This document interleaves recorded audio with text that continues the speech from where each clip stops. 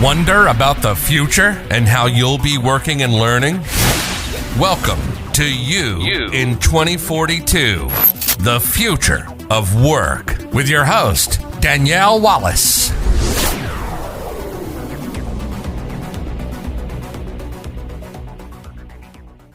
And welcome to another episode of You in 2042, the future of work. Today with me is Allison Blake, an educator who has various insights as it relates to potentials in the future of work.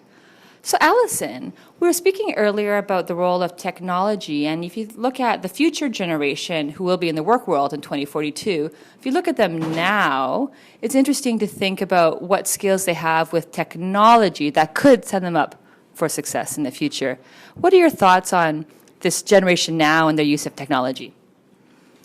Kids are basically born to use technology these days. They can use an iPad before they can use a pencil.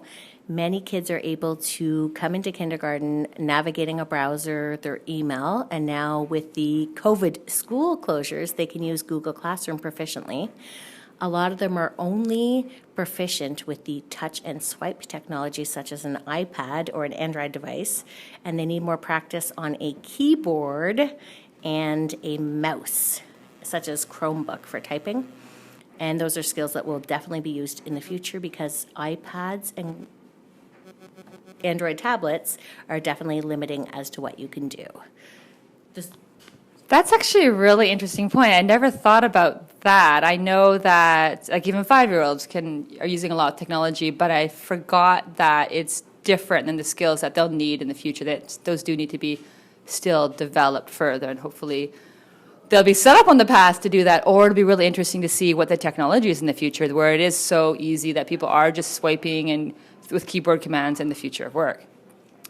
But also related to technology, which I personally think is important, is this whole idea of coding. We see it a lot right now in a lot of the jobs that are in the world right now. But I'm curious in your thoughts as you look forward into the future and you look at the children nowadays and any thoughts of what they could do with coding. When I was in school, I never learned how to code, and it was an option in university for many people going in the early 2000s. Now, every child knows how to code. There's optional classes at lunchtime and after school as extracurricular, and most parents are eager to pay for this. And it's just been added to the new Ontario math curriculum, so every child will be coding in school.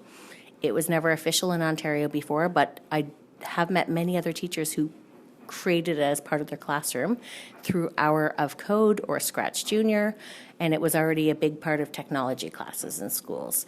Scratch Junior is easy to use, it's free, it can be used anywhere, and kids are learning how to program robots as well, and these are very popular Christmas gifts, classroom items as well. Popular, they share a classroom robot and they learn how to program it together. So coding's everywhere these days, it's mainstream. Whereas before, it was only maybe 5 to 10% of the population, if that, who actually learned even one coding language. Now most kids know several by the time they graduate from high school. That's a really interesting insight because I look back in university and I knew of people who knew how to code because they were in computer science, but it definitely wasn't accessible. And the fact that it's being written into the curriculum, like that's a game changer. That's pretty cool. You also spoke earlier about some other things that are being written into the curriculum to help, maybe that could help up for people when they are in the future in the work to be able to set up their own businesses or manage various finances and stuff. Can you speak more about that? Well, financial literacy has finally been added into the curriculum. I personally think it should have been added a long time ago. We are not sure what it's going to look like yet. A lot of educators don't have any information. We're getting it soon as it's being rolled out.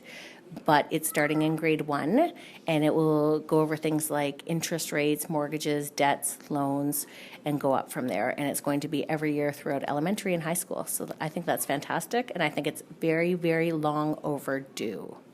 That's so exciting. I can think about, if you look in the current work world today, oh my goodness, you think of all the financial issues that people have, whether it's with their projects from a financial basis, just understanding basic stuff, interest, or in their own personal lives, and how that really is setting up people for failure. So pretty exciting if I look forward then, hopefully to a future where the workforce is well equipped to code. I mean, that's just table stakes. And they have maybe more, they're used to more intuitive technology that doesn't require so much detail like typing. And maybe they are better in control of their finances. That's a pretty cool future of work. Thank you so much for being with me here today. And this is another episode of You in 2042, The Future of Work.